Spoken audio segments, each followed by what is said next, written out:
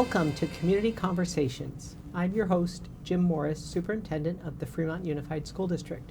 I'm really pleased today because in our school district, teachers and staff have come together to create professional learning communities for the benefit of students throughout the district. Within these communities, teachers and administrators work together to share learning opportunities and strategies for effective instruction to really strengthen one another and increase the effectiveness of educators.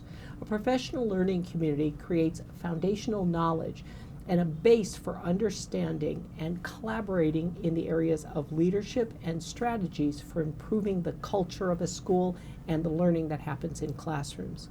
Joining us today for our professional learning community conversation are Fremont Unified School District Assistant Superintendent of Instructional Services, Dr. Kim Wallace, and a team of top educators from throughout our school district, and I'll let them introduce themselves, and we'll start with Beth. My name is Beth Perez. I am a history teacher at Hopkins Junior High School. Hi, I'm Simon Anton. I am also a history teacher at Hopkins Junior High. My name is Brittany Martino. I'm a U.S. history teacher at Robertson High School. My name is Liz Chivers, and I'm a third grade teacher at Grimmer Elementary. Wow, and it's so nice we have a mix of teachers from all levels throughout the district. Maybe if we can just begin by talking about what is professional learning communities, because parents or members of the community may hear that term and not really understand what is it they're talking about when they talk about PLCs or professional learning communities. For us, it's a team of teachers who have come together to work truly collaboratively on determining what do you want your kids to know, how are you going to know if they know it, what are you going to do if they don't know it, and then what are you going to do for those kids who already know it.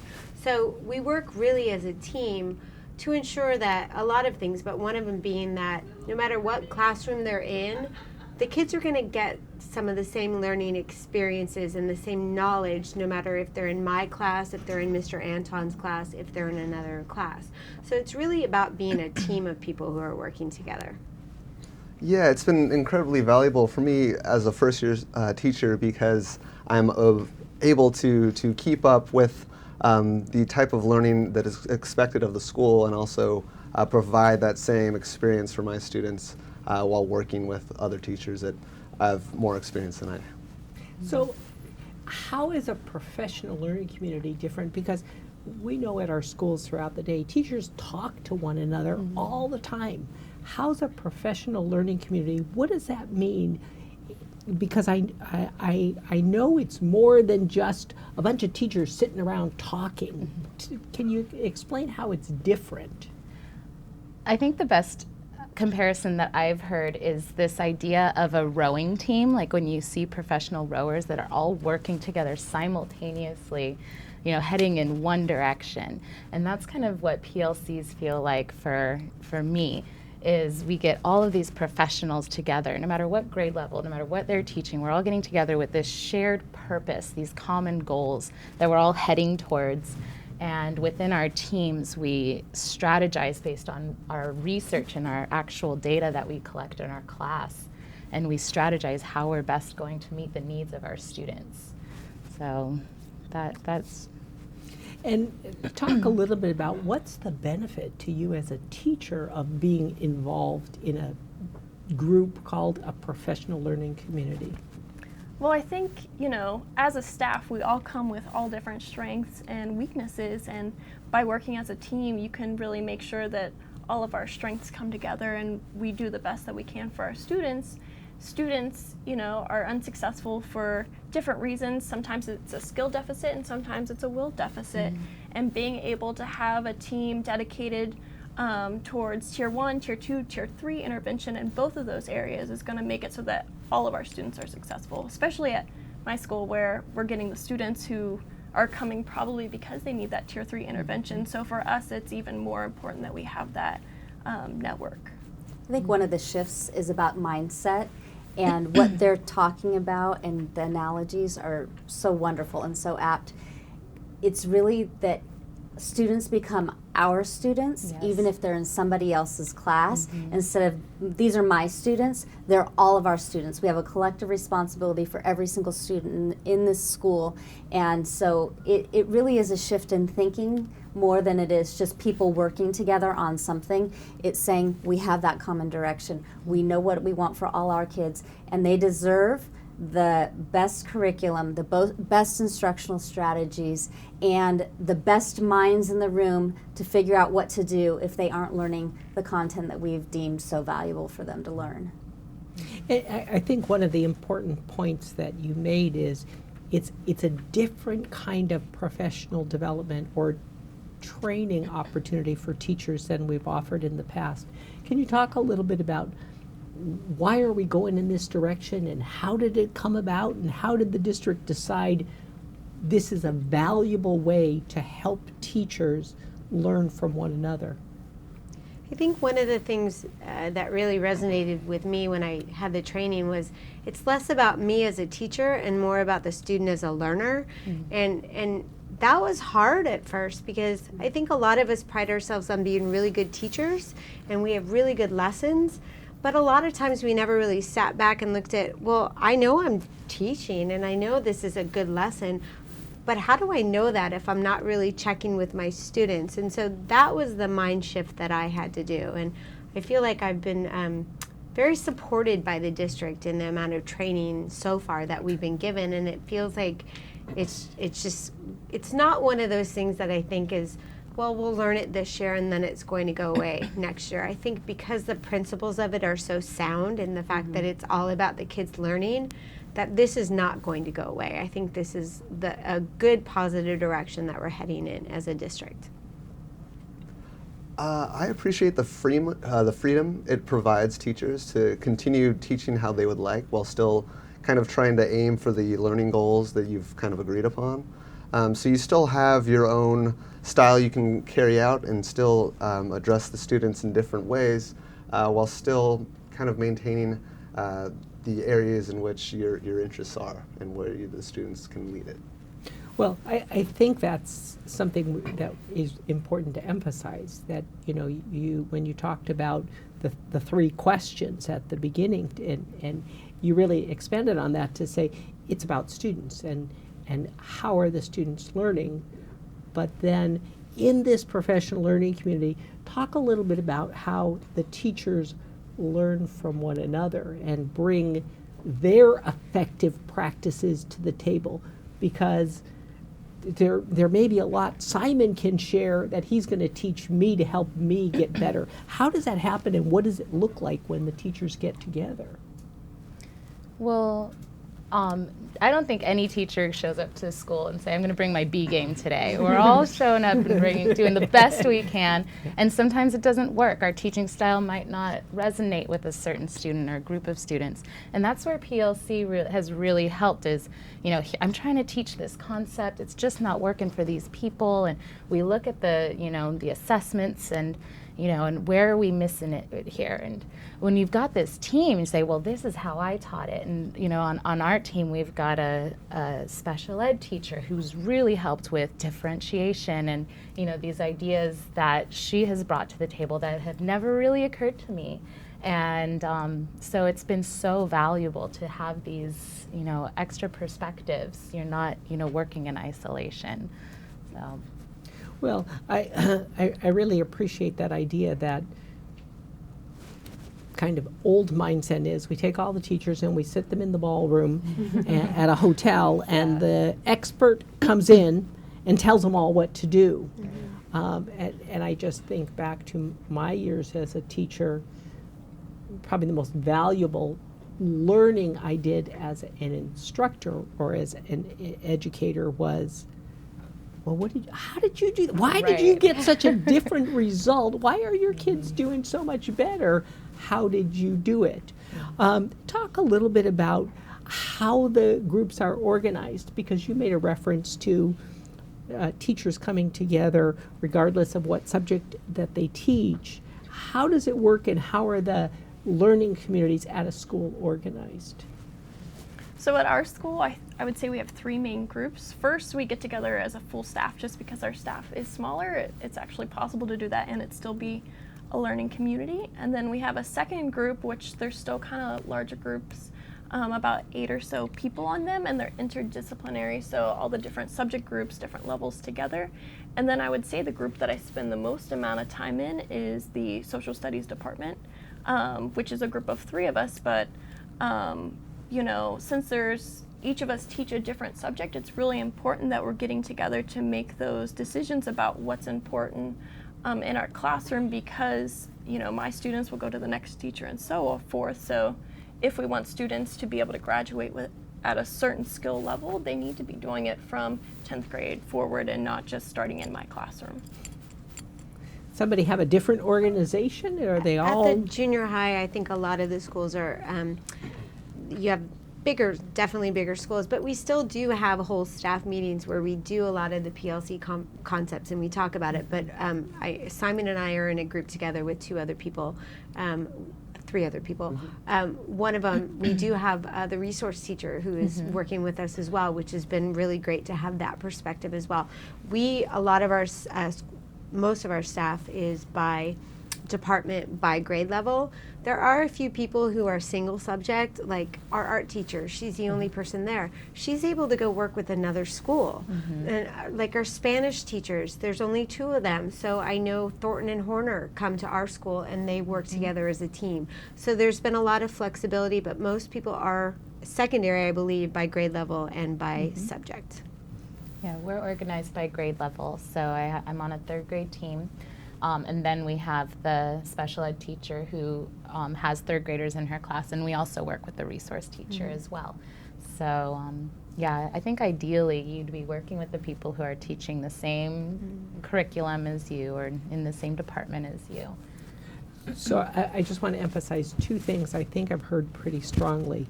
One of the things we know about our school district is we have incredibly effective schools and amazing teachers. And so part of this idea of professional learning community really builds on the idea that we have the expertise here. We don't have to go chasing someplace else because somebody knows. We have the teachers who can do it in Fremont. And I think anytime you look at test scores or awards or any criteria you want to put out there, our teachers know what they're doing. But the second important thing, I think, is that it really provides an opportunity for teachers to shine and to gain knowledge. But it's all focused around the students. How are we going to help our students? Talk a little bit about what one of these meetings might look like. If I wanted to just walk in and show me what it looks like, talk me through, paint that picture for me. Originally, when we began, we started looking at GVCs, the Guaranteed Viable Curriculum. We wanted to make sure that we were all on the same page on what we wanted our students to know and be able to show us, be able to do. So that's how we began, and since then we've worked more towards finding common formative assessments along the way that we can really tell how our students are performing. And so that's what it would look like at your school. Would it look different any place else, what you're doing? I would say that's also where we started with the Bible curriculum, common formative assessments, and right now we're working as, in our social science department, we're working on creating our backwards design plans for all of our units and getting feedback from everybody on what those units are going to look like. How often are the meetings held at a school site? We meet weekly. Same for us. So teachers are committing their time to meet at least weekly at school sites and really having these conversations. As educators, what's your biggest takeaway? What's the most important learning that each of you has kind of gone through this year? You know, I've been a teacher for 20 years, and Simon's new to my department, but I have other people who I've worked with for 10 years. And what's been really nice, and besides the fact that I really feel like the kids are getting a good quality education, I feel like this is the first time that I actually really know these people that I'm working with. It's been a very these are my colleagues, I like them, we get along, but you spend an hour a week together and you really talk about the things you care about, which is the kids and the curriculum, you get to know a different person. And so it's been so nice getting to know my colleagues again, about something we're passionate about. And so you see a different side of people in that way. And so that's been great. Mm-hmm. I think, yeah, having that opportunity outside of a big staff meeting or outside of simply a department meeting, you can really focus in on what other teachers at your grade level with your subject are doing. And it's impressive to see just how many different ways they're carrying out these same ideas. And being able to pull from that has been really rewarding for me. I think it's just also a safe place for educators. I think we all know our personal weaknesses as a teacher that we need to grow on, and having that space to have an honest conversation with our colleagues and get some advice on how to, grow in those areas. Mm-hmm. Yeah, this idea that we're not alone, these are our kids, and we all have this shared passion and, these common goals. So getting these multiple perspectives and bringing that back to your classroom, it really helps you feel so successful. It's very exciting. Well, I hearken back to, 35 years ago when I began teaching, and it often felt to me as a beginning teacher, bell rings at 8:30 and up comes the drawbridge and I'm in my castle and there's a moat around that castle and nobody comes until I put the drawbridge down at 3 o'clock. And I think the valuable lesson you're really saying is it's no longer that way. It's no longer this isolated profession. And one of the key pieces of research always talks about persistence in teaching. Who are the folks who become teachers, get better at being teachers, and stay with it? With the teacher shortage we're facing throughout the state, it sounds like this is a way to reduce that isolation that teachers feel, to know I have a team, I have a support network. Can you tell us, Dr. Wallace, a little bit about what's the feedback we're hearing from throughout the district? You have a big perspective on it. The way I see it is that we've infused this throughout the district. This isn't something we're just asking teachers to do. Here, go learn this and do it, and good luck. We're doing it ourselves in the teams that we have at the district office. We're doing it with our principals. We're actually living and breathing professional learning communities as well, because like you, I have things to learn from my colleagues, and principals have things to learn from each other as well.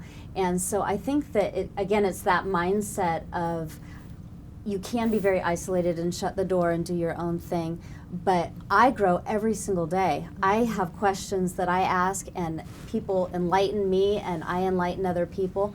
And so I feel like it's really a philosophical movement in the district that's taken root. And as I'm hearing from teachers and from principals, they say, I see where the district's going. I understand what the direction is. And I think that people, even though we've only been invested in this for a year, I'm quite amazed at how much people have embraced it and said, we trust you, this is a good direction, and we want to go with you on this journey.